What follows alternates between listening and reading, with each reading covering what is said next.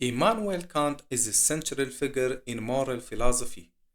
His views may surprise or even shock modern audiences. He is not known to have had any love affairs, he was not married, he had no children, and it is doubtful that he even practiced sexuality.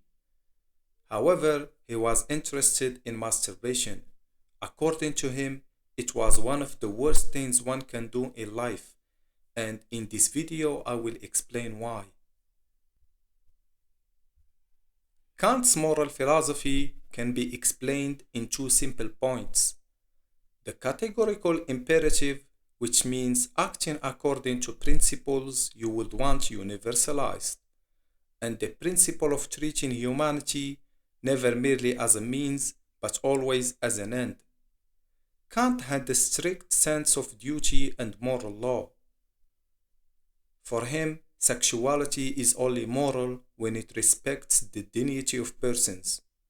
He saw sexual desire as dangerous when it objectifies oneself or others. Sex for him should affirm the humanity of both partners. Kant strongly condemned masturbation, viewing it as a serious violation of one's duty to oneself. His argument is rooted in his principle that humanity, in oneself and others, must always be treated as an end and never as a means. He argued that in the act of masturbation, a person surrenders his personality since he uses himself as a means for the gratification of an animal drive.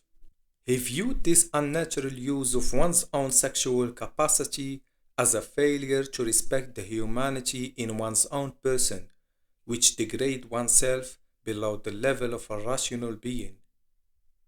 Masturbating is an unnatural use of the sexual attribute, since it is not directed toward the preservation of the species, which Kant believed to be the only purpose of the sexual impulse.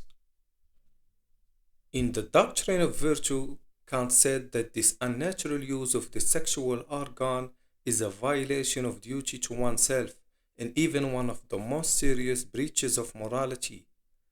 That means that the immorality of masturbation is so profound that it seems to exceed even murdering oneself.